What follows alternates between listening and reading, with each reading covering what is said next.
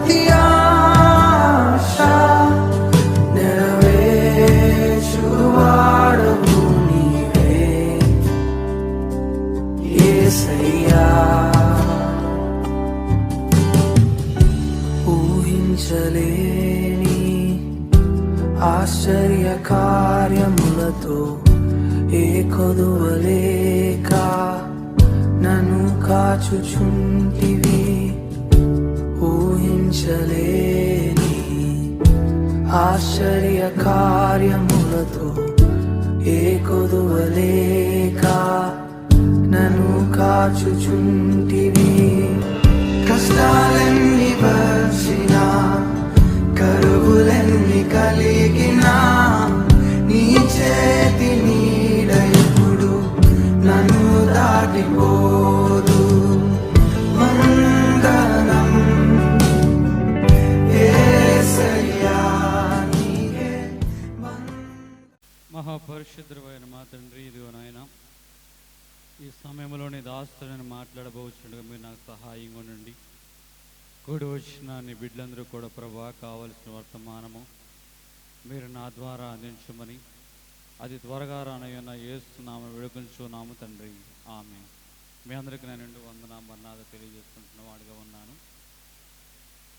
ఈరోజు మన యొక్క వాక్య భాగ అంశము దేని గురించి మాట్లాడుకుని పోవచ్చున్నాము అంటే పోరాటము, ప్రయత్నము. 2వ దినవృత్తాంతాలు రాసిన గ్రంథము 31వ అధ్యాయము 20వ వచనము.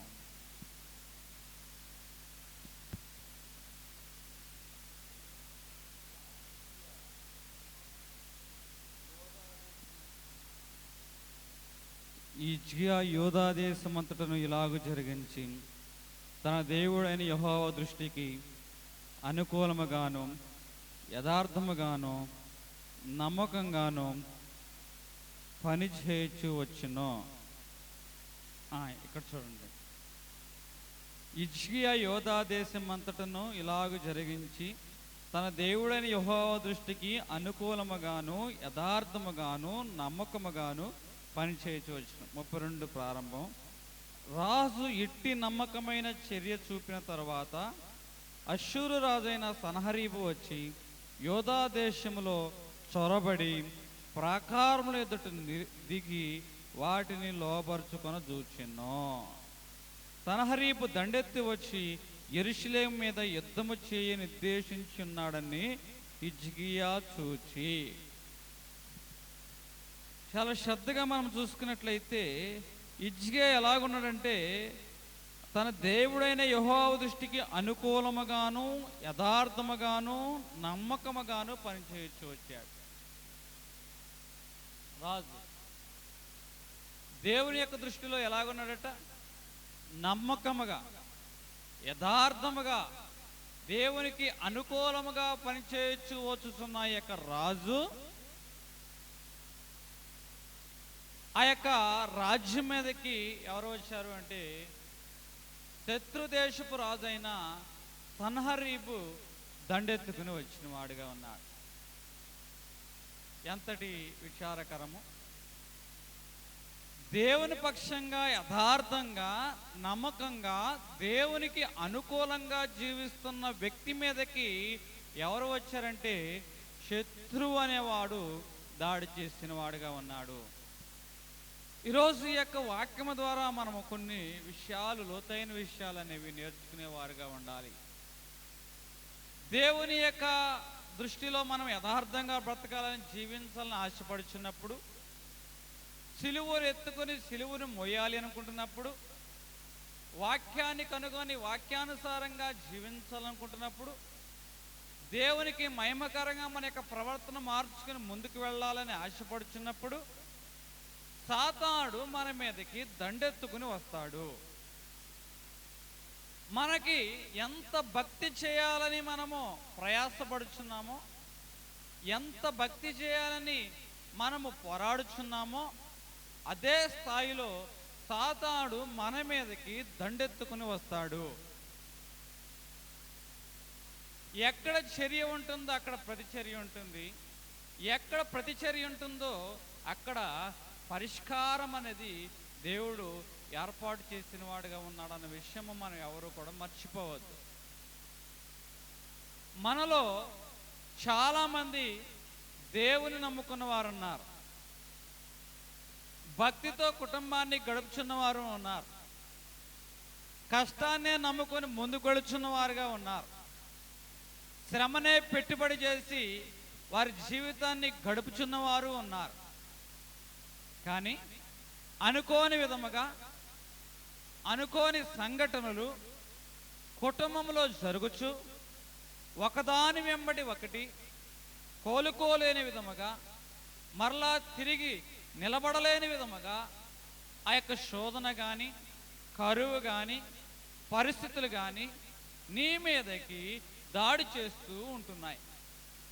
మనందరికీ ఒక సందేహము, నా దేవుడు నిజముగా నన్ను చూచుచున్నాడా? నా భక్తి ఏమైపోయింది? నేను చేస్తున్న ప్రార్థన ఏమైపోయింది? నేను ఇంతగా దేవుని నమ్ముకుంటే నాకు ఇన్ని శోధనలా?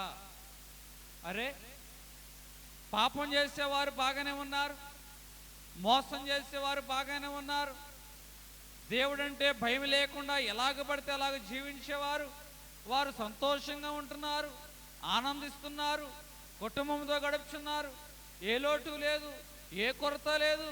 కానీ దేవుణ్ణి వెంబడిస్తున్నా, నమ్మకముతో వెంబడిస్తున్నా, భక్తితో వెంబడిస్తున్నా, నాకే ఎందుకు ఈ యొక్క శ్రమ? హిజ్కియా యొక్క పరిస్థితి కూడా ఇలాగుంది.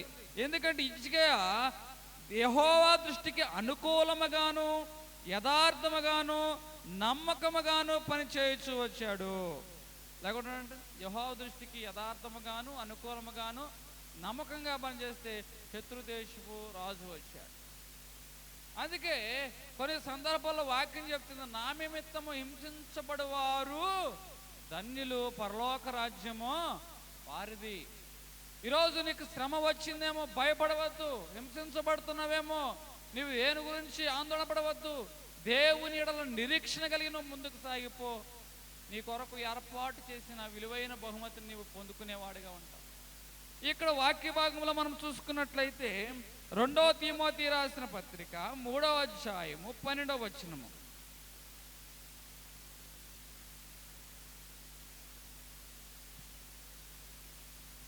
క్రీస్తు యేసునందు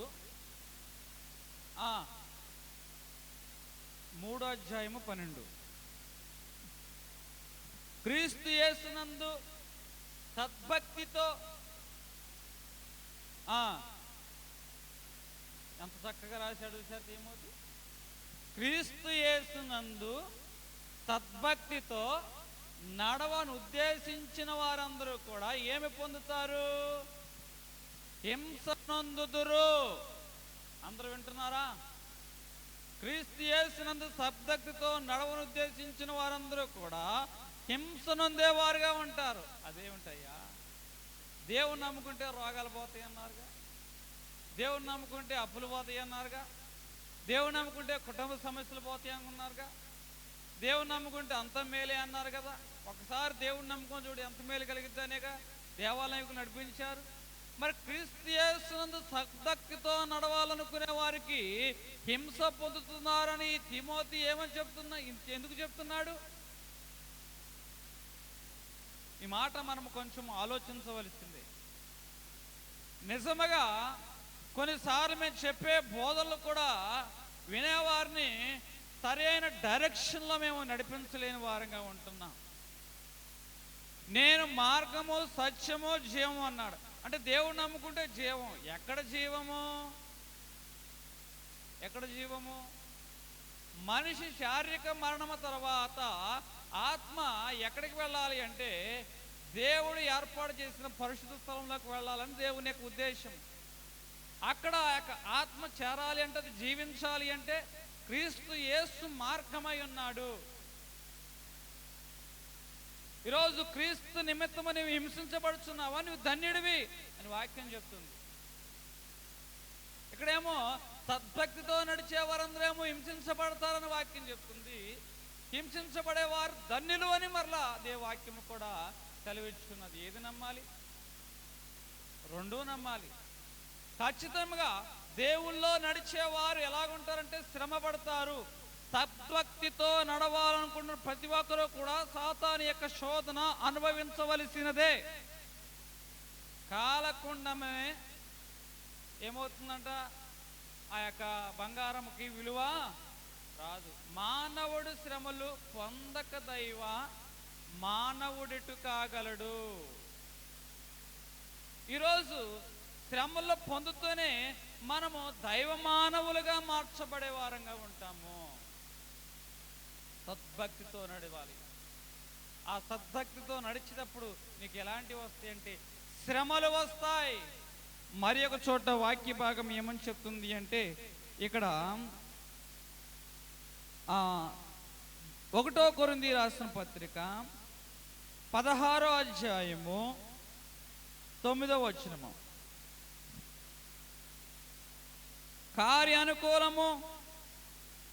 కార్యానుకూలమైన మంచి సమయము నాకు ప్రాప్తించి ఉన్నది, మరియు ఎదిరించువారు అనేకులు ఉన్నారు. ఎంతగా చెప్తున్నాడు పౌలు, కార్యానుకూలమైన సమయం నాకు ప్రాప్తించి ఉన్నది. ఈ సమయంలో ఐ కెన్ డూ ఎవ్రీథింగ్. ఎందుకంటే దేవుడు నాకు ఈ కార్యానుకూలమైన సమయం ఇచ్చాడు. కానీ ఎదిరించువారు అనేకులు ఉన్నారు.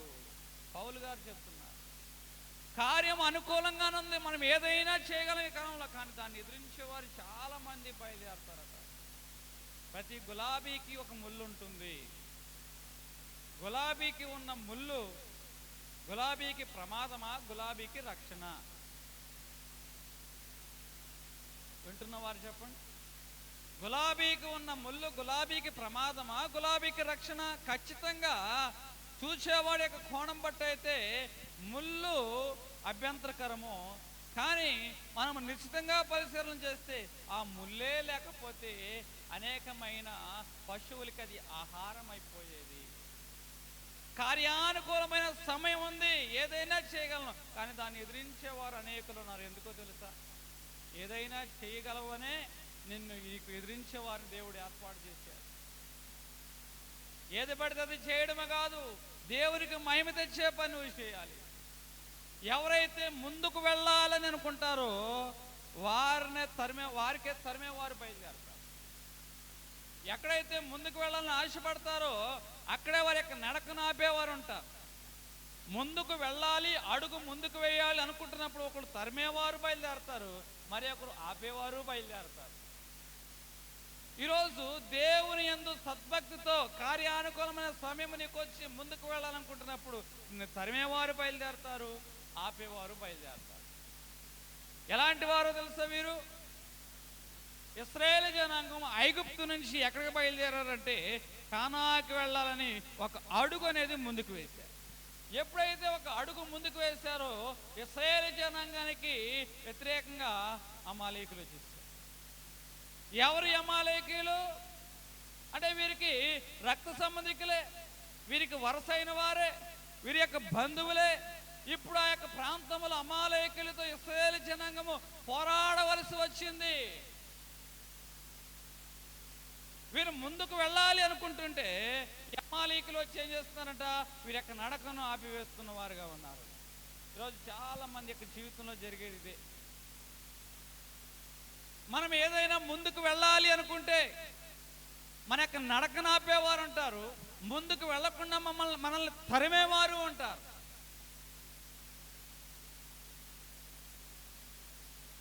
కాబట్టి ఈరోజు ఇవి ముందుకు వెళ్ళాలని ఆశపడుచున్న వాడుగా ఉన్నావేమో. ఖచ్చితంగా నిన్ను తరిమేవారు ఉంటారు, నీ యొక్క నడకను ఆపేవారు ఉంటారు.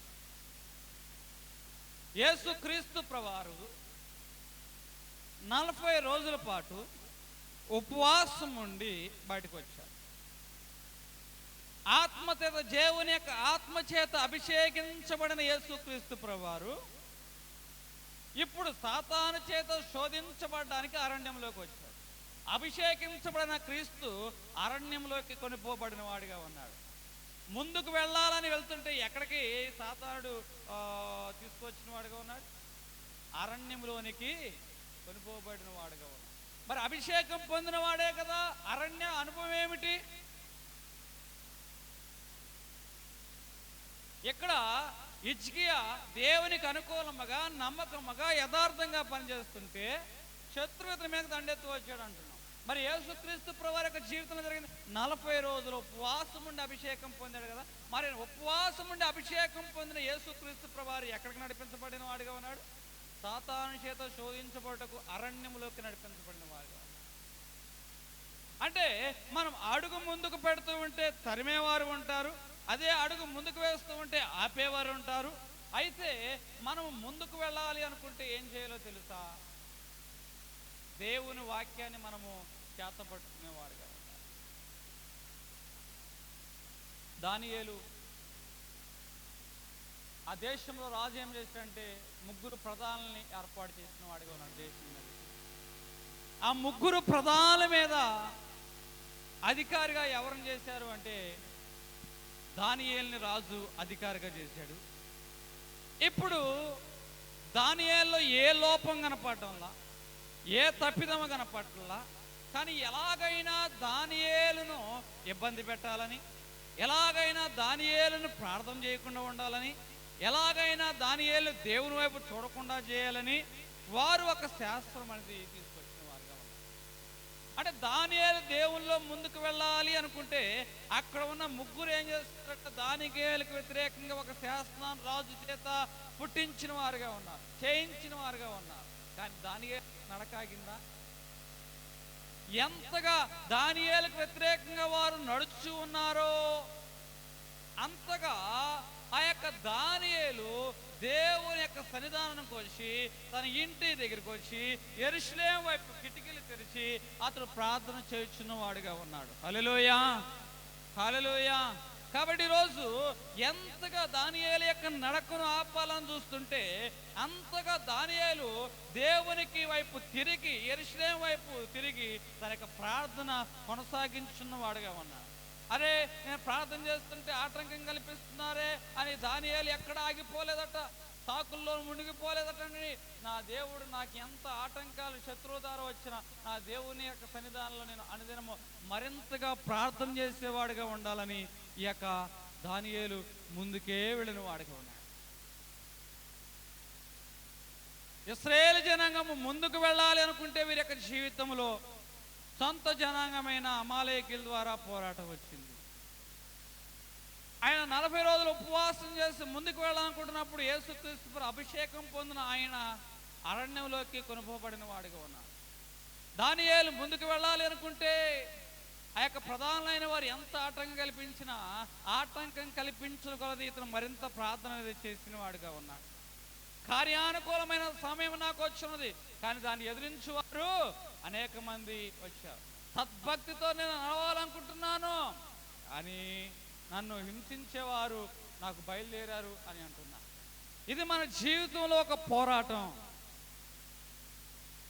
ఎంత మంచిగా ఉండాలన్నా, ఎంత భక్తిగా ఉండాలన్నా, ఎంత నమ్మకంతో ఉండాలన్నా, ఎంత దీక్ష కలిగి జీవిస్తున్నా ప్రతి సమయంలో సాతానుడు నిన్ను పోరాడడానికి, నిన్ను శోధించడానికి బయలుదేరతాడు.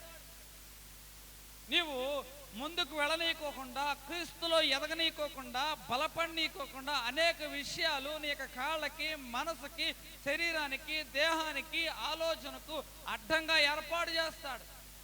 కానీ ఇశ్రాయేలు జనాంగము ఏనాడు కూడటండి తరిమేవారిని బట్టి కానీ, అడ్డగించేవారిని బట్టి కానీ వారి యొక్క నడక ఆగిపోకుండానే ఏం చేశారంట, వారు సాగిపోయిన వారుగా ఉన్నారట. హల్లెలూయా, హల్లెలూయా.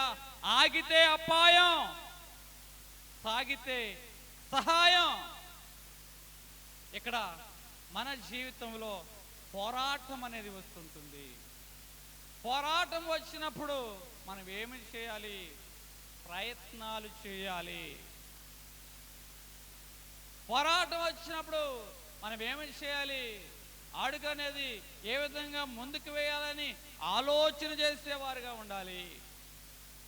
ఎవరైతే పోరాటాన్ని చూసి భయపడతారో వారు చేతగాని వారుగా ఉంటారు.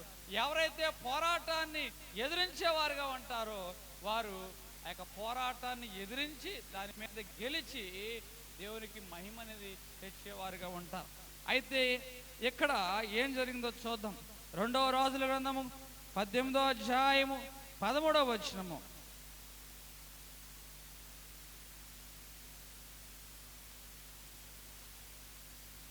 రాజు అయిన హిజ్కియా ఏలుబడిలో 14వ సంవత్సరమందు అష్షూరు రాజైన సన్హరీబు యోధా దేశమందున్న ప్రాకారములు గల పట్టణములన్నిటి మీదకి వచ్చి వాటిని పట్టుకొనగా యోధా రాజైన హిజ్కియా లాకీషు పట్టణమందున్న అష్షూరు రాజునొద్దకు దూతలను పంపి, నా వలన తప్పు వచ్చినది, నా యొద్ద నుండి తిరిగి నీవు వెళ్ళిపోయినడలా నా మీద నీవు మోపిన దానిని నేను భరించినని వర్తమానము చేయగా, అష్షూరు రాజు యోధా రాజైన హిజ్కియాకు 600 మణుగుల వెండి 600 మణుగుల బంగారము జల్మానాగా నియమించును.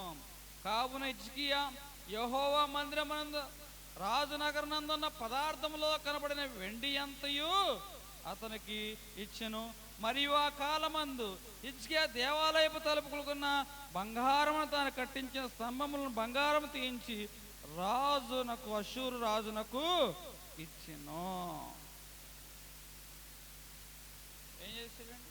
ఇక్కడ పెద్ద పోరాటం వచ్చింది. నమ్మకంగా యథార్థంగా దేవునికి అనుకూలంగా బ్రతుకుచున్న హిజ్కియా మీదకి శత్రుదేశపు రాజు దండెత్తుకుని వచ్చాడు. మరి ఇటువంటి సందర్భంలో ఈ రాజు ఏం చేస్తున్నాడు? మధ్యవర్తిత్వం నడిపిస్తున్నాడు. ఒకరిని పంపించి, అయా నా వల్ల తప్పిదం వచ్చింది, అయా నా వల్ల ఇలా పొరపాటు వచ్చింది కాబట్టి ఏమనుంటే క్షమించు అంటే 600 మణుగు వెండి 600 మణుగుల బంగారం అతనికి జరిమానాగా ఈ యొక్క అష్షూరు రాజు ఏం చేశాడు? హిజ్కియాకి వేశాడు. ఈ యొక్క జరిమానాను ఆ యొక్క రాజు కట్టినవాడిగా ఉన్నాడు. కట్టిన తర్వాత ఏం జరిగిందో తెలుసా? మరలా అదే రాజు జరిమానా కట్టించుకున్న రాజే మరలా ఇదే రాజ్యం మీదకి ఇదే రాజు మీదకి మరలా దండెత్తుకుని వస్తుంది. శ్రద్ధగా వినండి. ఒక ప్రక్కేమో నమ్మకంగా పనిచేస్తున్నాడు, దేవునికి యథార్థంగా పనిచేస్తున్నాడు, అనుకూలంగా పనిచేస్తున్నాడు.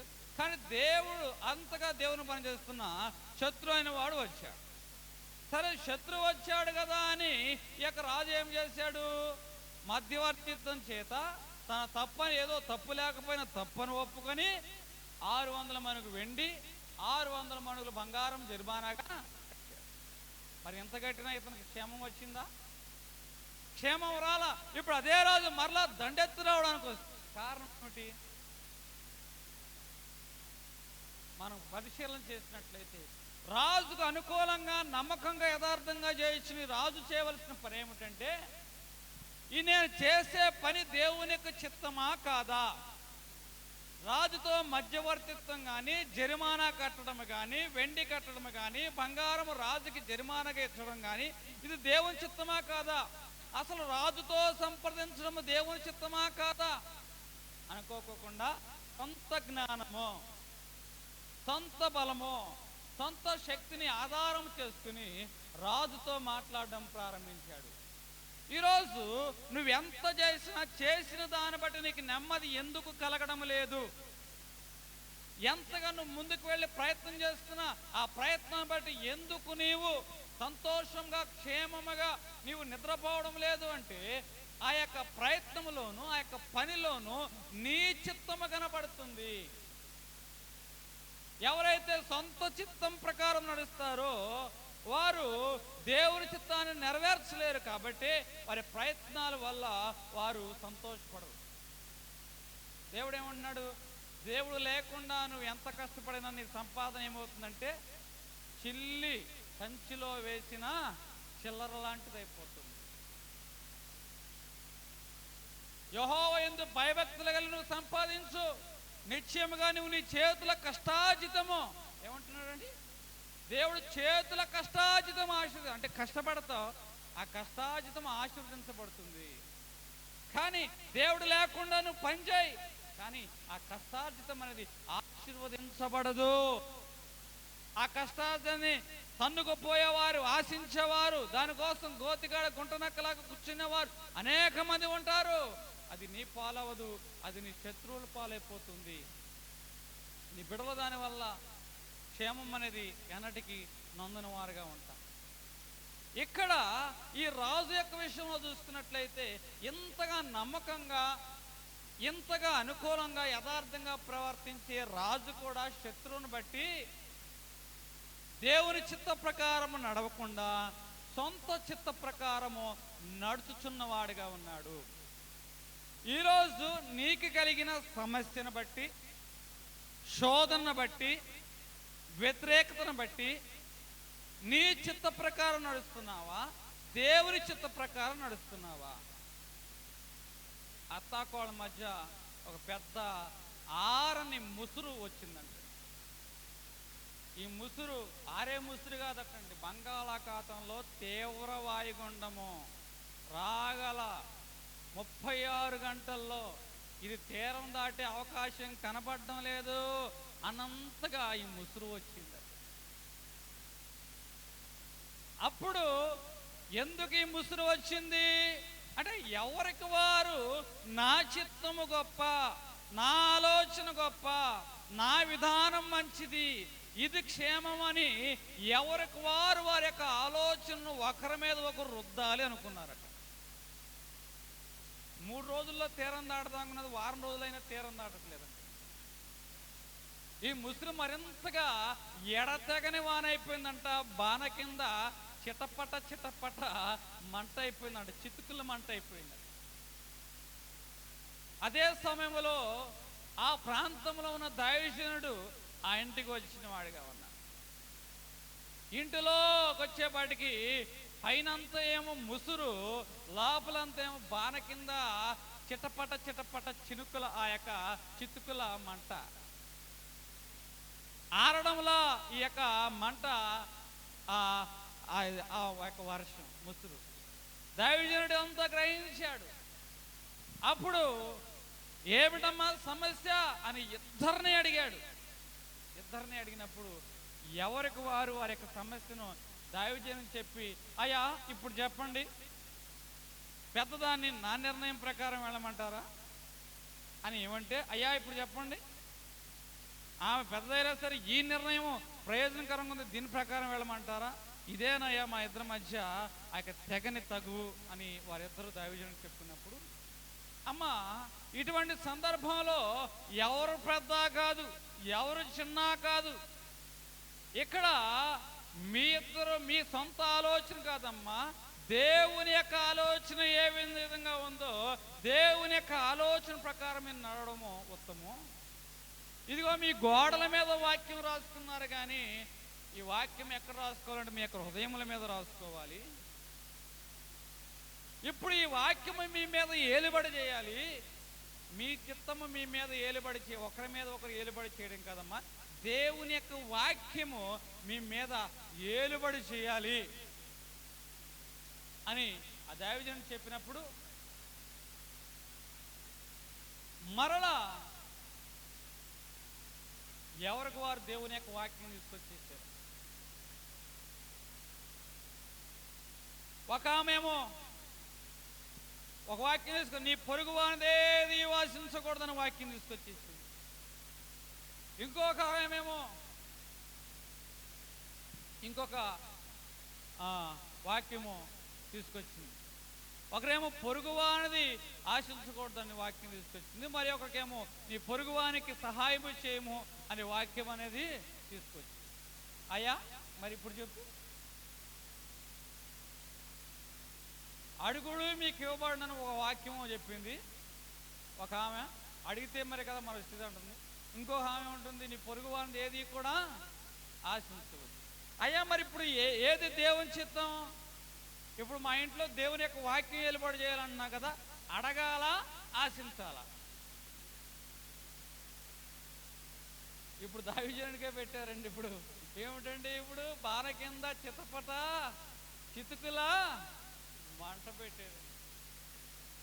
అప్పుడు ఆ దైవజనుడు, అమ్మా మేలైనది పరీక్షించి మీరు చేయాలి.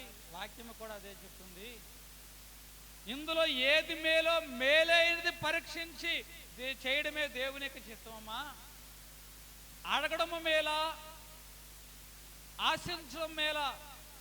ఏది మేలైనదో మీరు పరీక్షించి చేయండి అని మరలా ఆ ఇద్దరికి చెప్పినప్పుడు ఆ ఇద్దరు కూడా మరలా ఆలోచన చేస్తున్నారు. మేలైనది పరీక్షించమన్నాడు కదా, ఈ వాక్యం మన ఇద్దరం చదవలేదు కదా.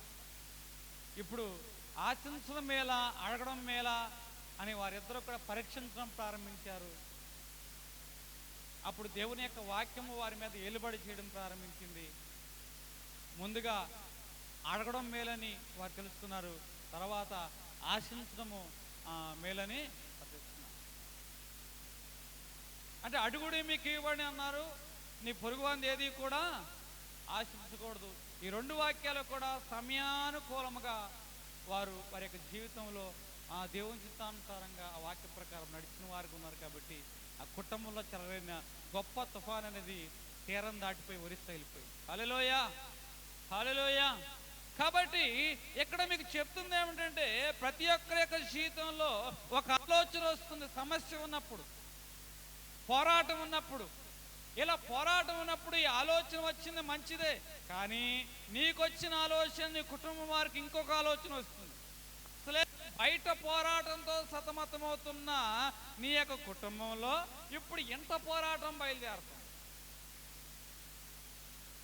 బయట పోరాటము, ఇంత పోరాటము, బయట పోరాటంగా ఉంది.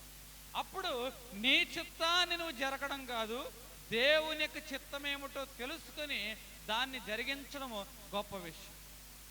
ఇక హిజ్కియా ఏమనుకున్నాడు, రాజుతో సమాధాన పడితే మనకు క్షేమం అనుకొని సొంత చిత్త ప్రకారము ముందుకు వెళ్ళి 600 మణుగుల వెండి, 600 మణుగుల బంగారం ఇచ్చాడు. కానీ తన సొంత చిత్త ప్రకారం హిజ్కియా చేసిన పనిని బట్టి రాజ్యానికి క్షేమం అనేది రాలేదు. ఈరోజు చాలా మంది భక్తి కలిగిన మనము, యథార్థత కలిగిన మనము, అనుకూలమైన ఆ యొక్క భక్తితో నడిచే మనము చాలా విషయాల్లో రాజీ పడిపోతున్నాము. ఈరోజు నువ్వు ఏ విషయంలో కూడా రాజీ పడకూడదు. మోషే ఆ యొక్క రాజు దగ్గరికి వెళ్ళినప్పుడు రాజు అంటాడు, రాజుతో మోషే అంటాడు, నా ప్రజలను, నీ బందీలో ఉన్న నా ప్రజలను పంపించు అని మోషే చెబితే, సరే పురుషులను తీసుకువెళ్ళిపో నీ మాట చొప్పున అని మోషేతో రాజు అంటాడు. అదేమీ కుదరదు, అందరినీ పంపించు అంటే కుదరదు అంటాడు. ఇప్పుడు ఆ యొక్క రాజ్యం మీదకి దేవుడు తెగులు రప్పిస్తాడు. వెంటనే మరలా రప్పిస్తాడు ఈ యొక్క రాజు మోషే.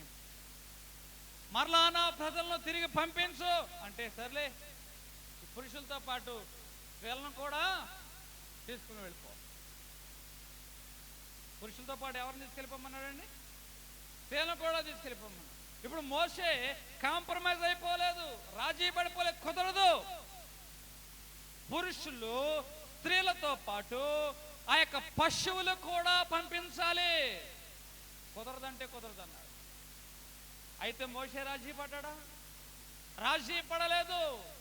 మరలా రాజీ పడకపోవడం వల్ల దేవుడు ఏం తీసుకొచ్చాడంటే ఆ జనాంగం మీదకి తెగులు రప్పించాడు. అప్పుడు వెంటనే రాజు మరలా కేక వేసి, అయ్యా నీకు దండం నాయన, పురుషులు, స్త్రీలు, పశువులు అన్నిటిని నీ వెంట తీసుకుని వెళ్ళిపో. ఇక్కడ మోషే రాజీ పడినట్లయితే కేవలం పురుషులు మాత్రమే తీసుకెళ్లేవాడు. మోషే రాజీ పడినట్లయితే కేవలం పురుషులు, స్త్రీలు మాత్రమే తీసుకెళ్లేవాడు. రాజీ పడలేదు కాబట్టి, దేవుని యొక్క చిత్త ప్రకారం నడిచాడు కాబట్టి పురుషులు, స్త్రీలు, పశువులను కూడా తన వెంట తీసుకువెళ్ళిన వాడుగా ఉన్నాడు. హల్లెలూయా, హల్లెలూయా. ఈరోజు నీవు నీ సొంత ఆలోచన ప్రకారము ఆ యొక్క పోరాటంలో ముందుకు వెళుతున్నావా, దేవుని యొక్క చిత్త ప్రకారం ముందుకు వెళుతున్నావా? ఇది మనము ఆలోచించవలసిన విషయం. పోరాటము, ప్రయత్నము, నీ ప్రయత్నములో దేవుని యొక్క చిత్తం ఉందా, నీ సొంత చిత్తము ఉన్నదా? రాజు తన సొంత చిత్తాన్ని జరిగించాడు కాబట్టి తన యొక్క ప్రయత్నం ద్వారా అతడు నెమ్మది పొందలేకపోయాడు, రాజ్యానికి క్షేమం అనేది ఇవ్వలేకపోయాడు.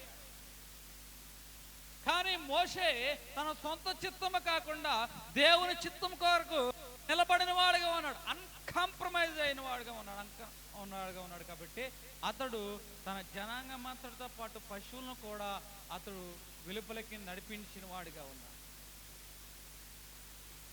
ఏక అధ్యాయంలో కీర్తన రాసిన గ్రంథము, ఆ 2వ దినవృత్తాంతాలు రాసిన గ్రంథము 32వ అధ్యాయము 2వ వచనం మనం చూసుకున్నట్లయితే, సన్హరీపు దండెత్తి వచ్చి యెరూషలేము మీద యుద్ధము చేయను ఉద్దేశించున్నాడని హిజ్కియా చూసి, ఇందాక చెప్పే కదా 600 మణుగులు బంగారం 600 మణుగులు వెండి ఇచ్చి రాజీ పడ్డాడు అనుకున్నాడు. కానీ మరలా రాజు ఏం చేశాడంట, దండెత్తుకుని హిజ్కియా మీదకి వచ్చి పట్టణం మందున్న ఓటల నీళ్లను అడ్డవలను తలచి తన అధిపతులతోనూ పరాక్రమశాలతోనూ యోచన చేయగా వారు అతనికి సహాయము చేసిరి.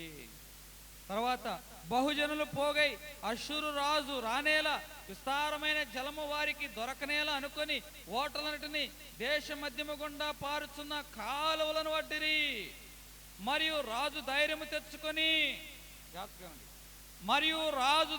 తెచ్చుకొని పాడైన గోడ యావత్తును కట్టించి గోపురం వరకు దాని ఎత్తు చేయించి బయట మరి ఒక గోడను కట్టించి దావీదు పట్టణములో మిల్లో దుర్గమును బాగు చేయించి మరియు ఈటలను డాళ్లను విస్తారముగా చేయించును.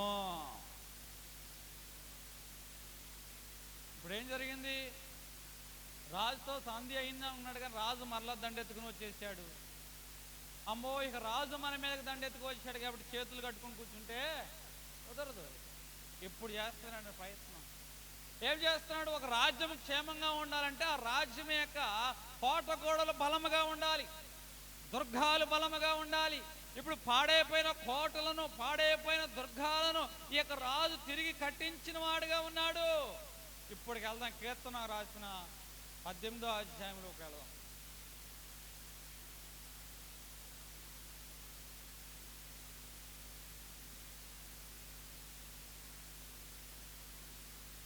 ప్రారంభం చూద్దాం.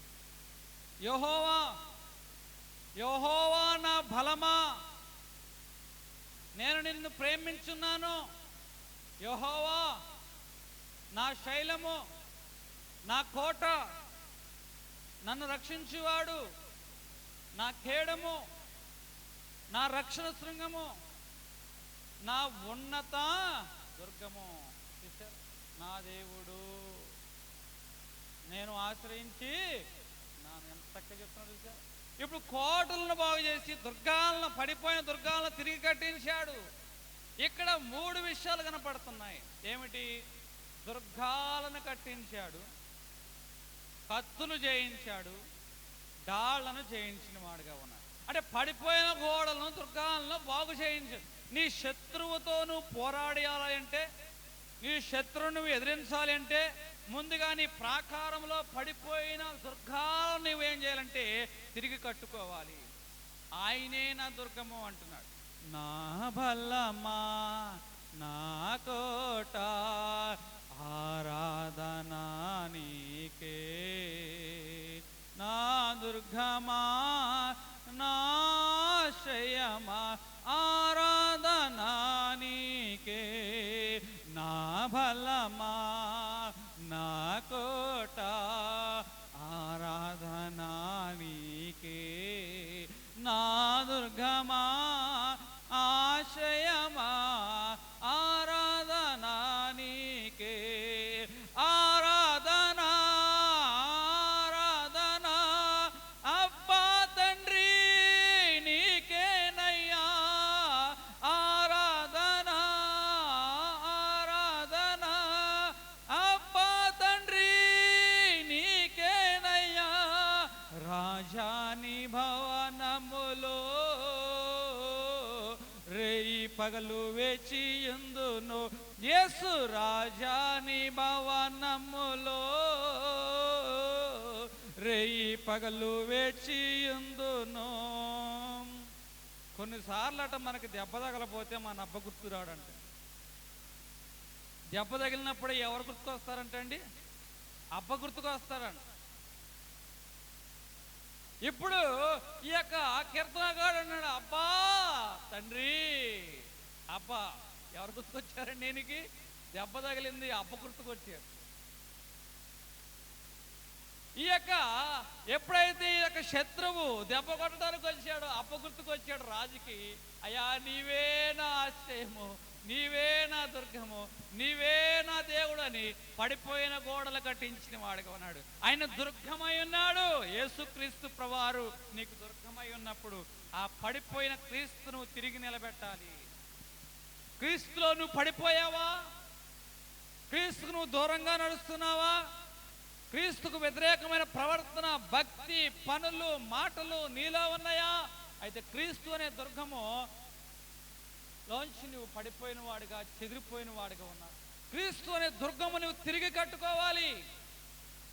ఎవరైతే క్రీస్తును మరలా వారి యొక్క జీవితంలో, వారి యొక్క కుటుంబంలో ఈ యొక్క క్రీస్తు అనే భక్తిని కట్టుకుంటారో, క్రీస్తు అనే దుర్గాన్ని కట్టుకుంటారో, ఆయన వారికి సహాయకుడిగా ఉంటాడు, ఆశ్రయముగా ఉంటాడు, దేవుడై ఉంటాడు. ఆపత్కాలమున నమ్ముకుని వాడు ఆయనే. ఆయన నాకు దుర్గమై ఉన్నాడు, ఆశ్రయము, కోట అయి ఉన్నాడు. శత్రువుల యొక్క ఆలోచనలు నన్ను గురుల్లాగా చుట్టి వచ్చినప్పుడు ఆయన నాకు ఆపత్కాలముగా, కోటగా, ఆశ్రయంగా ఉన్నాడు అంటున్నాడు. నరుల యొక్క చెడు యొక్క తలంపులు నన్ను తాకుకోకుండా ఆయన నాకు ఒక ఆశ్రయంగా ఉన్నాడు. ఎలాంటి నరుల యొక్క చెడు ఆలోచనలు నన్ను తాకుకోకుండా దేవుడు నీకు ఆశ్రయం, దుర్గంగా ఉంటాడు. అలా దుర్గంగా ఉండాలంటే హిజ్కియా ఏం చేశాడో తెలుసా? తన యొక్క ప్రయత్నంలో ఆ యొక్క పడిపోయిన దుర్గాలను తిరిగి కట్టించాడు. ఈరోజు ఏ విషయంలో నువ్వు పడిపోయావో ఆ పడిపోయిన, క్రీస్తు విషయంలో పడిపోయిన తిరిగి కట్టించు. ప్రార్థన విషయంలో పడిపోయావా? భక్తి విషయంలో పడిపోయావా? ఈరోజు నెలకి ఎన్ని వారాలు ఉంటే అన్ని వారాలు వచ్చేవాడివి. ఆ 2 వారాలు వెళ్తే చాలే. సంస్కారపు విందు ఆదివారపు రోజు వెళితే చాలే. సంస్కారం తీసుకుంటాక మాత్రం వెళితే చాలు, గుళ్ళోకి వెళ్ళిపోయిన బాధ లేదు అన్న స్థాయికి వచ్చావా? ఇది ఒక పడిపోయిన దుర్గమం. ప్రార్థించే స్థాయి ఉంది, కానీ ఇప్పుడు ప్రార్థన చేయలేకపోతున్నావు కదా. ఈ ప్రార్థనలో పడిపోయిన దుర్గం కనపడుతుంది. ఈ ప్రార్థనా దుర్గం నువ్వు కట్టాలి. పాటలు పాడనే దుర్గమ్మ కట్టాలి. దేవుని వెంబడించిన దుర్గ కట్టాలి. దైవజనులకు పరిచర్య అనే దుర్గమ్మ కట్టాలి. విశ్వాసంతో వెంబడించడం అనే దుర్గమ్మ కట్టాలి. నీ యొక్క సమయాన్ని దేవునికి అర్పించే అనే దుర్గమును నువ్వు తిరిగి కట్టుకోవాలి. నా యొక్క దేవుని యొక్క సన్నిధానంలో నా యొక్క సమయాన్ని నేను అర్పిస్తాను, సమర్పణ చేస్తాను అన్న ఆలోచన దుర్గాన్ని నువ్వు కట్టుకోవాలి. ఈ యొక్క హిజ్కియా ఏం చేశాడు? దుర్గాన్ని కట్టిన వాడుగా ఉన్నాడు. క్రీస్తు నీకు దుర్గమై ఉన్నప్పుడు ఆ పడిపోయిన ఆ క్రీస్తుని తిరిగి నువ్వు కట్టుకోవాలి. తర్వాత ఏం చేశాడు? ఇది యొక్క హిజ్కియా ఆ యొక్క దుర్గాన్ని కట్టి 5వ వచనంలో పాడైన గోడని గోపురములు దాని ఎత్తును చేయించి బయట మరి యొక్క గోడను కట్టించి దావీదు పట్టణములో మిల్లో దుర్గమును బాగు చేయించును, మరియు ఈటెలను డాళ్లను విస్తారముగా చేయించును. మరి పోరాటం వచ్చింది, ప్రయత్నం చేయాలి లేదా? పోరాటంలో ఆ ప్రయత్నం నిమిత్తం ఏం చేస్తున్నాడు? మొదట దుర్గాన్ని కట్టాడు. రెండవదిగా ఈటెలు. ఈటె అంటే ఒక కత్తికి సాదృశ్యము. ఎఫెసీ రాసిన పత్రిక 6వ అధ్యాయంలో చెప్తుంది, ఈ వాక్యము దేనికి? వాక్యమనే ఖడ్గము. ఏమిటంటున్నాడండి? వాక్యమనే ఖడ్గము. కాబట్టి ఈరోజు దేవుని యొక్క వాక్యమనే ఖడ్గమును పట్టుకోవాలి. యేసుక్రీస్తు ప్రభువారు అభిషేకం తర్వాత అరణ్యంలోకి కొనిపోయాడినప్పుడు, సాతాను శోధించినప్పుడు అక్కడ ఈ వాక్యం ఎట్లాగుండెను, అక్కడ ఈ వాక్యం ఎట్లాగుండెను, ఇక్కడ దేవుని యొక్క వాక్యం ఇలాగూ చెబుతుంది అని వాక్యాన్ని రెఫరెన్స్గా సాతాను చెప్పిన వాడుగా, వాక్యం అనే కత్తితో సాతాను యొక్క మెడను దూచిన వాడుగా ఉన్నాడు, శిరస్సును కంఠాన్ని దూచిన వాడుగా ఉన్నాడు, నాలుకను దూచిన వాడుగా ఉన్నాడు, కంటిని దూచిన వాడుగా ఉన్నాడు. ఈరోజు నిజంగా వాక్యం అనే కత్తిని నువ్వు ధరించుకోవాలి. నీ యొక్క పోరాటాల్లో నువ్వు విజయం సాధించాలంటే నీ వాక్యము, దేవుని యొక్క వాక్యము నీకు బలమునిచ్చేదిగా ఉంటుంది, శక్తినిచ్చేదిగా ఉంటుంది, బాధల్లో నెమ్మదినిచ్చేది ఉంటుంది, నీ పాదములకు దీపమై ఉంటుంది, పాల వంటిది, జుంటె తేనె వంటిది, నీ జీవకు ఎంతో మధురముగా ఉంటుంది. దేవుని యొక్క వాక్యమనే ఖడ్గాన్ని పట్టుకున్నట్టయితే, నీ వాక్యమే నన్ను బ్రతికించెను, బాధలలో నెమ్మదినిచ్చెను, కృపాశక్తి దయా సత్య సంపూర్ణుడా, వాక్యమై ఉన్న యేసు వందనమయ్యా. వాక్యమై ఉన్న ఎవరు? యేసు. వాక్యమనే కత్తి అంటే యేసుని పట్టుకోవాలి. ఎవరైతే ఈ వాక్యమనే ఖడ్గాన్ని ధరించుకుంటాడో అపవాది వేయించిన అగ్ని ఆ యొక్క బాణాలనట ఎదిరించేవాడుగా ఉంటాడు. ఇప్పుడు ఖడ్గాలతో పాటు ఈటలతో పాటు ఏం బాగు చేయించాడంటండి? డాలును. ఒకటేమో ఆ పోరాడడానికి, రెండోదేమో తను తాను రక్షించుకోవడానికి. కత్తేమో పోరాడడానికి, డాలేమో రక్షించుకోవడానికి. ఇప్పుడు సాతాను వేయించిన అగ్ని బాణాలకి తగలుకోకుండా ఈ డాలు ఏం చేస్తుందంటే విశ్వాసము అనే డాలు ఏం చేస్తుందండి? విశ్వాసం అనే డాలు. ఎప్పుడైతే విశ్వాసం అనే డాలు నీలో ఉంటుందో, ఆ విశ్వాసం అనే డాలు ఏం చేస్తుందంటే సాతాను యొక్క అగ్ని బాణాలను తాకుండా చేస్తుంది. ఎట్లాగే ఒక ఇంట్లో ఏది కలిసి రావడం లేదట. కలిసి రాకపోతే ముందుగా గుర్తొచ్చేసేది ఏమిటంటే, ఇల్లు ముక్కు మొహం ఎట్ట ఉందా అని చూస్తారు. ముందు మన ముక్కు మొహం ఎట్ట ఉందా అని చూడరు, మన తీరు ఎలాగుందో చూడరు, మన పద్ధతి ఎలాగుందో చూడరు. కలిసి రావడం లేదంటే ఇంటి ముక్కు మొహం ఎట్టా ఉందా అని ఆ ముక్కు మొహంలోనే తీసుకొస్తాడు.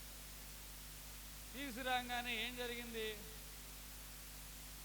అసలు ఆ ఇంటి యజమానికి ప్రమేయం లేకుండానే వారింటి బంధువులు ఆ ఇంటి యజమాని దగ్గర తీసుకొచ్చేసి, ఇదిగో సరిహద్దుల్లో గోడ కట్టావు, అటు లేదు ఇటు లేదు, కట్టాను. గోడ కట్టుకుంటే పోతమే కానీ ఉండటమే ఉండదు, అందరూ నశించిపోతారు, అంతే కూడా అణగారిపోతారు, సర్వనాశనం అయిపోతారు, ఏమీ ఉండదు అని ఆయన బాంబేసి అర్జెంటుగా సరిహద్దుల్లో గోడ లేదు కాబట్టి సరిహద్దుల గోడలు ఇల్లు అయిపోయింది కాబట్టి దీన్ని పడేయమన్నాడు. అసలే ఈయన ఇంట్లో 2 లక్షలు అప్పు ఉంది. ఇప్పుడు ఇల్లు పడేయాలంటే ₹1,00,000 ఎత్తి, కట్టాలంటే 10 లక్షలు ఎత్తి. ఇప్పుడు ఏ మీద చెప్పండి? ₹1,00,000 అప్పుతో ఉండిపోవడం మీద, 30 లక్షలు అప్పు అవడం మీద. 1,00,000 అప్పు తీర్చలేని వాడు 30 లక్షలు అప్పు చేసి ఇల్లు కడితే తీర్చగలుగుతాడా? ఈ మాట ఇంకొంచెం మగవాడు కదండి, ఇంటి యజమాని కదండి, కడుపులో దాచుకున్నాడు, బయటపడ్డాడు. కానీ ఆడవాళ్ళు ఉంటారు, ఊరినే బయటపడిపోతారు. జలుబు వచ్చినా, పడుతూ వచ్చినా ఊరినే వెంటనే బయటపడిపోతారుగా. ఏ వచ్చినా సరే ఇంటి మీద గోడ కట్టారట, అందుకే ఇప్పుడు అపవాది ఏం చేస్తాడంటే ఈ యొక్క అనుమానం అనే అగ్నిబాణం వేశాడు. అనుమానం అనే అగ్నిబాణము ఇప్పుడు భార్యల గుండెల్లోకి వచ్చేసిందండి. ఇది ఆల్రెడీ బడబడ మండుతుంది, గుండెల్లో మండే పొట్టలోకి వచ్చి గ్యాస్ అయిపోయింది. ఈ గ్యాస్ ఎట్లాంటి గ్యాస్ అంటే ఇంటికి వచ్చిన వాళ్ళందరికీ మా ఆయన చెప్తుంటే ఇంట్లో ఈ ఇంటి కావాలంట సరిహద్దు గోళమే కట్టారంట, అటు లేదంట ఇటు లేదంట, ఇదేం కలిసి రాలేదంట, ఎవరు ఉండరంట, అందరూ వెళ్ళిపోతారంట, ఇక ఏం కలిసి రాదంట అని కడుపులో మండే మంట పొట్టలోకి వచ్చి గ్యాస్ అయిపోయింది. నీకు తెలుసు భర్తకి ఎక్కడ లోపం జరిగిందో, నీకు తెలుసు ఏ ప్రయత్నం చేస్తే మనం ముందుకు వెళతామో. ఖచ్చితంగా ఎక్కడ ఏ బలహీనత ఉందో ఆ బలహీనతను గట్టిపెట్టి మనం ఎలాగ ముందుకు వెళితే ఈ యొక్క రుణమును తీర్చగలుగుతామని చెప్పి ఇప్పటి వరకు నేను చేస్తున్న ప్రయత్నాలు బట్టి నా యొక్క రుణభారం పెరుగుతుందే తప్ప రుణభారం తరగడం లేదు అని చెప్పి ఆ చేసే పనులు ఆపేసాడంట. నెలకి ₹12,000 కమతానికి వెళ్ళాడు. ₹8,000 ₹12,000 కమతానికి వెళ్ళాడు. ఆ నెలకి 3 రోజులు నాగాలం అంటే పని చేసినా చేయకపోయినా 12,000 ఇస్తారు. ఇది నా సొంత కవిత్వం కాదండి, యథార్థంగా జరిగిన సంఘటన. ఆ యొక్క సంవత్సరానికి వచ్చేపాటికి చెప్పండి, నెలకు 12,000 అంటే 12 ఎక్కం వచ్చా లేదు మీ అందరికి? 12 ఎంత చెప్పండి? 144 అంటే 1,44,000. ఎంతండి? 1,44,000. అది ఎప్పుడు? సంవత్సరం తర్వాత. ఇప్పుడున్న అప్పు ఎంత? 1,00,000. సంవత్సరం తర్వాత అయ్యేపాటికి ఇది ఎంతమంది పిల్లలు పెడుతుంది చెప్పండి? హల్లెలూయా. ఇది ఎంతమంది పిల్లలు పెడితే సంవత్సరం అయ్యేపాటికి 24,000 పిల్లలు పెట్టేది. అయినా సరే కమతాన్ని కుదిరి భార్యను ఏం చేయమనంటే, ఇదిగో నీ కడుపులో గ్యాస్ ఉందంటున్నావు, గుండెల్లో మంట ఉందన్నావు కదా, ఇట్లా చెప్పుకుంటూ పోతే గ్యాస్ పోదు, గుండెల్లో మంట పోదు. కాబట్టి నాతో పాటు రా అని చెప్పి ఆయనతో పాటు ఏం చేశాడంటే, ఆ యొక్క అదే యజమాని దగ్గర ఆ యొక్క తోట ఉందంటండి, ఆ తోటకి నీళ్లు పోసే పని అప్పచెప్పాడట. 4,500 రూపాయలు నెలకి. ఎంత? 4,500 రూపాయలు నెలకి భారీగా చెప్పేశాడు. ఇప్పుడు చూడండి, ఈమె ఈ మొక్కలందరికీ పద్దాక పోతమే సరిపోతుంది. పోసినంతసేపు పోస్తుంది, ఆ యొక్క పొద్దు పూగుతుంది, ఇంటికి వస్తుంది, పగలంతా కష్టపడుతుంది కదా, ఇంకేం మాట్లాడితే ఆ అమలాకులు చుట్టుపక్కల వాళ్ళు ఎవరు ఇంకేం వస్తారు? ఇప్పుడు మాట్లాడతాక ఎవరు లేరు. ఎప్పుడైతే మాట్లాడతాక మనుషులు లేరో కడుపులో గ్యాస్ పోయింది అంట. హల్లెలూయా, హల్లెలూయా. ఇప్పుడు ఏమ జీతం ద్వారా ఏమో కుటుంబాన్ని పోషించుకున్నాడంట. ఆయన జీతం ద్వారా ఆ 1,00,000కి పిల్లలు పెట్టగా పోగా ఇంకెంత మిగులుతాయండి? 44లో 24 పోతే 20,000 మిగులుతుంది. ఇప్పుడు సంవత్సరం వచ్చేపాటికి ఎంత అయిందంటండి? 20,000 నిల్వలోకి వచ్చాడు. హల్లెలూయా, హల్లెలూయా. ఇప్పుడు మరలా పని చేశాడు. మరలా దేవుడి యొక్క కష్టార్జనను ఆశీర్వదించిన వాడుగా ఉన్నాడు. మరలా వచ్చేపాటికి 1,00,000 పైనే నిల్వలోకి వచ్చింది. అపవాది ఏం చేశాడంటే ఒక అనుమానం బాణం వేశాడు. ఇదిగో ఆస్తు బాగాలేదు. ఈ అనుమానం బాణం పెట్టుకొని ఇల్లు పడేసి ఇల్లు కడితే 30 లక్షల పైన అయ్యి చివరకు ఉన్న ఇల్లు కూడా అమ్ముకున్న అప్పు తీరని పరిస్థితి అయిపోయింది. కాబట్టి ఎవరో ఏదో అనుమానం పెట్టారు అని మనం భయపడుకోకుండా దేవుని యెడల మనం నమ్మకం కలిగి విశ్వాసమైన డాలు మనం పట్టుకోవాలి. ఈ డాలు పట్టుకొని మనం ముందుకు వెళ్ళేవారుగా ఉండాలి. ఈ యొక్క రాజు ఏం చేశాడంటే విశ్వాసం అనే డాలు పట్టుకున్నాడు. డాల్ను చేయించాడు, కత్తులను చేయించాడు, పాడైపోయిన దుర్గాలట మరలా కట్టించిన వాడుగా ఉన్నాడు. దెబ్బ తగిలింది, దీనికి ఎవరు గుర్తుకొచ్చాడండి? దెబ్బ తగిలింది, అబ్బ గుర్తుకొచ్చాడు. అయ్యా దేవుడా, నీవేనా సహాయకుడు. తర్వాత అధ్యాయంలోకి వద్దాం. ఈ 2వ దినవృత్తాంతాలు 32:6 వద్దాం. జనుల మీద సైన్యాధిపతులు నియమించి పట్టణపు గుమ్మములకు పోవు రాజవీధుల్లోకి వారిని తన యుద్ధకు రప్పించి వారిని ఇలాగూ హెచ్చరిక చేసెను, మీరు దిగులు పడకుడి, ధైర్యం ఇవ్వడకుడి. అష్షూరు రాజుకైనను అతనితో కూడా ఉన్న సైన్యమంతటికైనను మీరు భయపడవద్దు, విస్మయం అందవద్దు. అతనికి కలిగి ఉన్న సహాయం కంటే ఎక్కువ సహాయం మనకు కలదు. మరలా ఏమన్నాడు? మానవ సంబంధమైన బాహువే అతనికి అందా, మనకు సహాయం చేయటకు, మన యుద్ధము జరిగించుటకు మన దేవుడని యెహోవా మనకు తోడుగా ఉన్నాడు. హల్లెలూయా. ఎంత చక్కగా తన జనులైన వారికి ధైర్యం చెప్తున్నాడు చూసారా? మీరు భయపడొద్దు, ఆ జనం చూసి అధైర్యపడొద్దు. మానవ సంబంధమైన బలమే వారి కండ, కానీ మన దేవుడని యెహోవా కండ, ఆయన యుద్ధం జరిగించేవాడు అంటున్నాడు. యుద్ధము యెహోవాదే, యుద్ధము యెహోవాదే, రాజులు మనకెవ్వరు లేరు, శూరులు మనకెవ్వరు లేరు, రాజులు మనకెవ్వరు లేరు, శూరులు మనకెవ్వరు లేరు. సైన్యములకు అధిపతి అయిన యెహోవా మన అండ, సైన్యములకు అధిపతి అయిన యెహోవే మన అండ, యుద్ధము యెహోవాదే, యుద్ధము యెహోవాదే. హల్లెలూయా. వారి యొక్క మానవ యొక్క బాహువే వారి కండ, మన కండ ఎవరు? సైన్యములకు అధిపతి అయిన యెహోవాయే మన అండ అని తన జనులైన వారిని ధైర్యపరుస్తున్న వాడిగా ఉన్నాడు. నిజంగా నీకేదైనా శోధన వచ్చినప్పుడు నీ నోటి ఏమంటే ఎలాంటి మాటలు రావాలి తెలుసా? ధైర్యపరిచే మాటలు రావాలి. ఎవరికైనా కాళ్ళు చేతులు చచ్చిపడిపోయినా అమ్మా భయపడవద్దు. 38 సంవత్సరాలు బట్టి ఆ వ్యక్తిని దేవుడు లేపాడు. పక్షవాయుతో మంచం పడిన వ్యక్తిని లేపాడు. జ్వరం వచ్చిందా? అమ్మా పేతురును అతను జ్వరంతో నిలబడినప్పుడు నిలబెట్టాడు. మాటలు రావడం లేదా? అమ్మా చెవిటి వాడిని మోగవాడిని దేవుడు మాట ఇచ్చాడు. చూపు కనబడటం లేదా? ఆయన కన్ను దృష్టి కలగజేశాడు. నెమ్మది లేదా? విశ్రాంతి లేదా? అయితే దేవుడు నెమ్మది దయచేసాడు, విశ్రాంతి దయచేసాడమ్మా. ఆయన దగ్గర సమస్తము దొరుకుతాయి.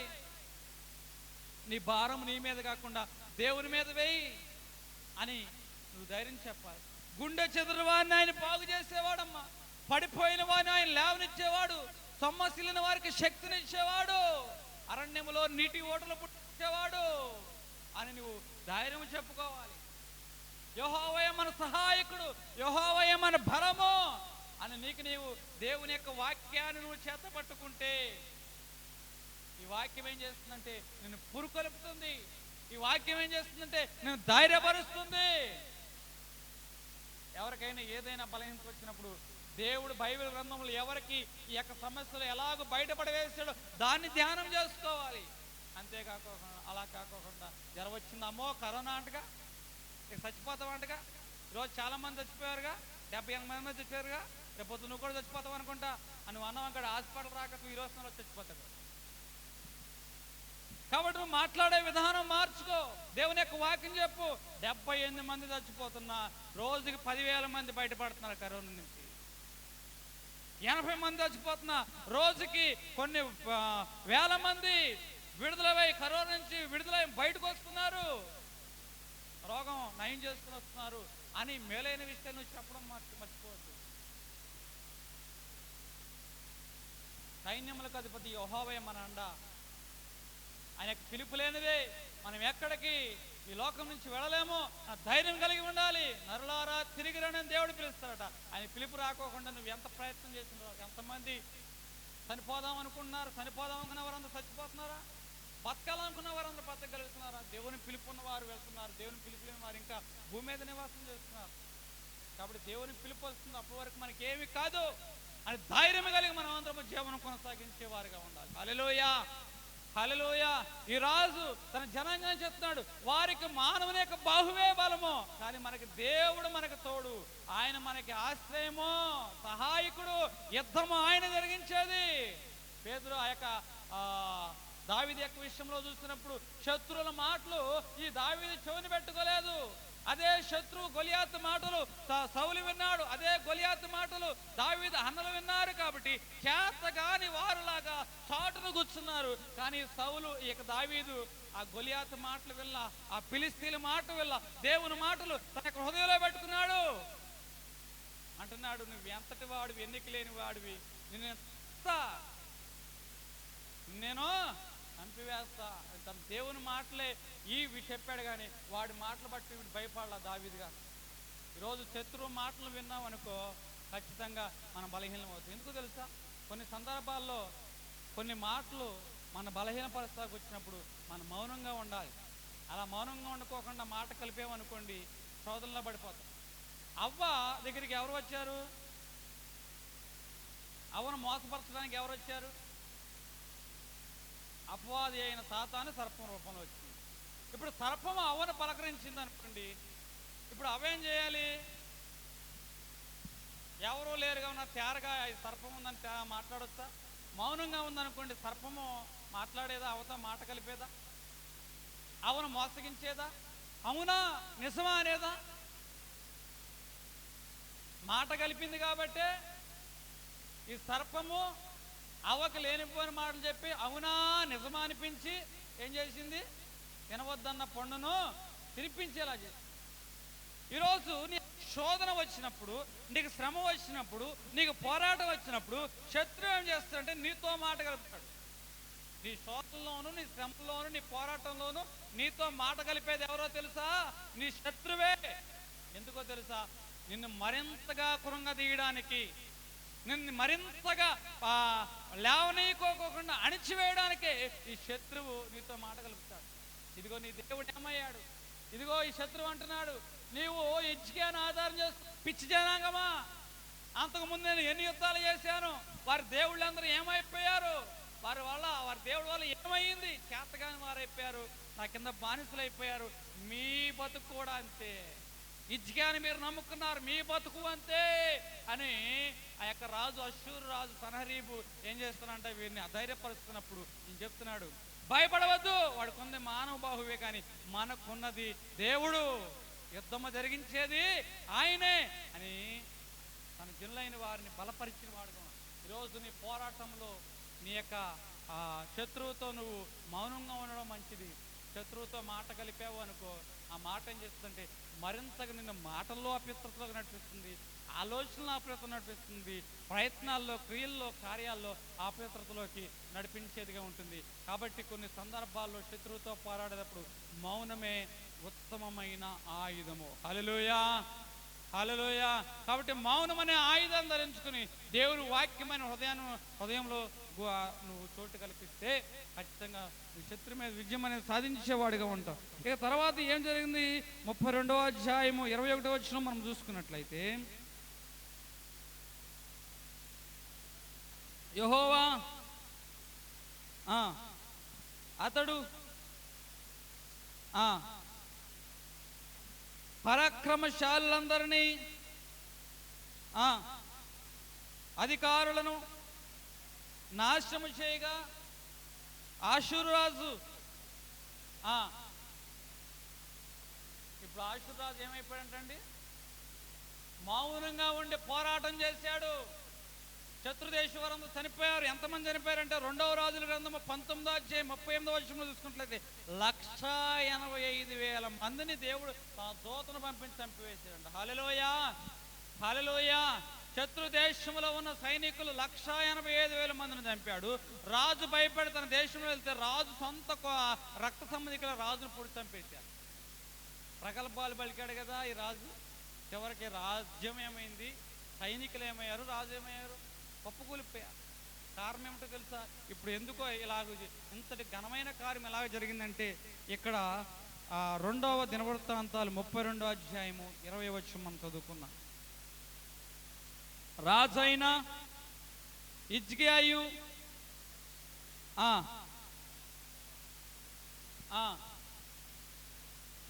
ఇందును గురించి ప్రార్థించి ఆకాశము తొట్టి మొరపెట్టగా యెహోవా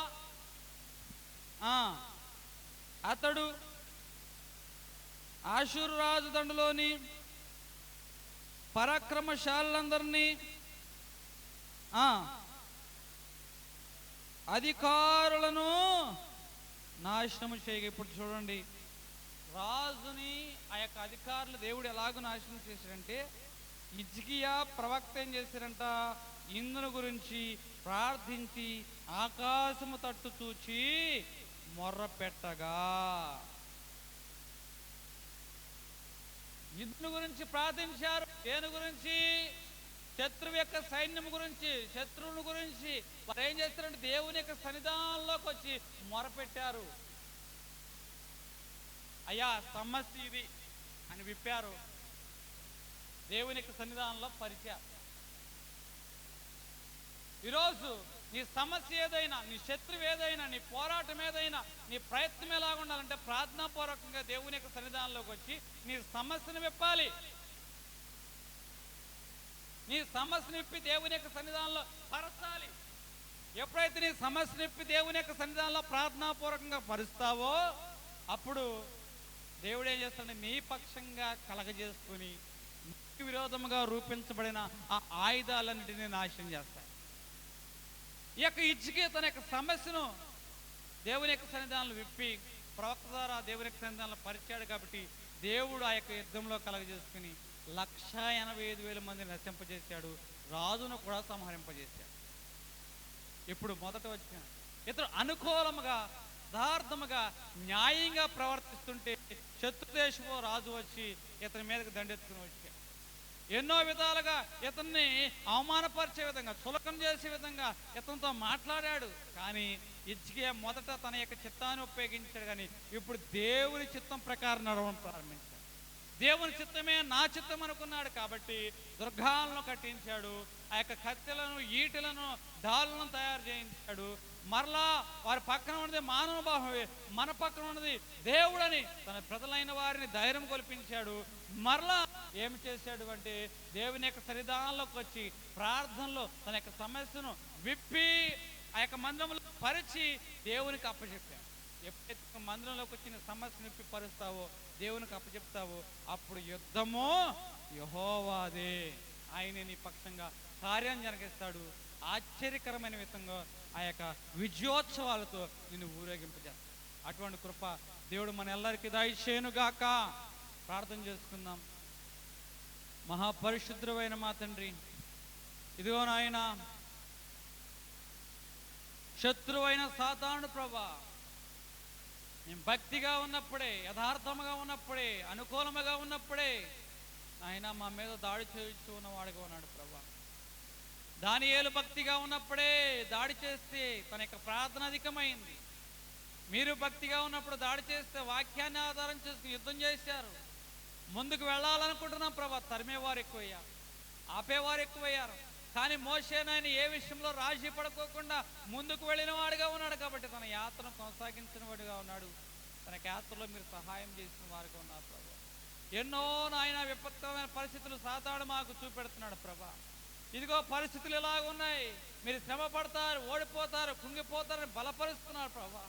ఆనాడు ప్రభా వేగుల వారు కూడా నాయన వచ్చి ఎన్నో నాయన బలహీనపరిచే విషయాలు చెప్పారు.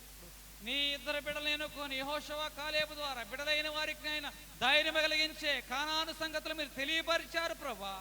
ఆ ధైర్యమైన మాటలే ప్రభా వారిని కానాలకు నడిపించాయి ప్రభా. ఆ రోజు ప్రభా సాతాను నాయన అవతో మాటలు కలిపి మోసం చేసిన వాడుగా ఉన్నాడు ప్రభా. కానీ నాయన ఈ యొక్క దావీదు మాత్రము ఆ యొక్క గొలియాతుతో మాటలు కలుపుకోకుండా ప్రభా నీ యొక్క నోటి మాటలు పలికిన ఆయన ఆ యొక్క యుద్ధంలో విజయం సాధించిన వాడుగా ఉన్నాడు ప్రభా. ఎక్కడ మౌనంగా ఉండాలో, ఎక్కడ నోరెత్తి పలకాలో నాయన ఈ యొక్క ఆత్మీయ యుద్ధంలో, శారీరక యుద్ధంలో ప్రభా మీరు మాకు నేర్పించడం నాయన. మీరే నాయన బలము ప్రభా. యుద్ధము చేసేవారు మీరే ప్రభా, జయమునిచ్చేవాడు నీవే ప్రభా. కాబట్టి నాయన అశ్షూరు రాజు నాయన సన్హరీబు ప్రభా నాయన హేళన జయించినాడు, గేలి జయించినాడు. నీ శక్తిని తక్కువగా చూపిన ఆయన మమ్మల్ని బలహీనపరుస్తున్నాడు ప్రభా. ఇటువంటి నాయన విపత్కరమైన పోరాటాల్లో ప్రభా రాజు యొక్క మాటలు బట్టి నాయన మేము కృంగిపోకోకుండా, పడిపోకోకుండా, నిన్ను బట్టి నాయన మేము ధైర్యము తెచ్చుకొని ప్రభా నీ యొక్క సన్నిధానంలోకి వచ్చిన ఆయన మా యొక్క సమస్యను విప్పిన ఆయన, నీకు తెలియపరిచిన ఆయన, మా భారము మీ మీద వేసిన ఆయన, మీరు మా పక్షంగా యుద్ధము చేయడానికి కావలసిన కృప ఆయన పొందుకునేంత వరకు ప్రభా మీరే మమ్మల్ని తోడుకొని ఈ మందిరావారంలోకి నడిపించమని ప్రార్థనా బలము చేతనైనా, అపవాది మీదనైనా, పోరాటంలోనైనా, యుద్ధంలోనైనా మీరేనా యుద్ధము జరిగించి వాడికి అపజయము మాకు జయము నీకు మహిమ తెచ్చుకోమని అది త్వరగా రానయ్యున్నాం. యేసునామమున వేడుకుంటున్నాము తండ్రి. మీ అందరికీ నా నిండు వందన మరణాత తెలియజేసుకుంటున్న వాడుగా ఉన్నాం. మరణాత.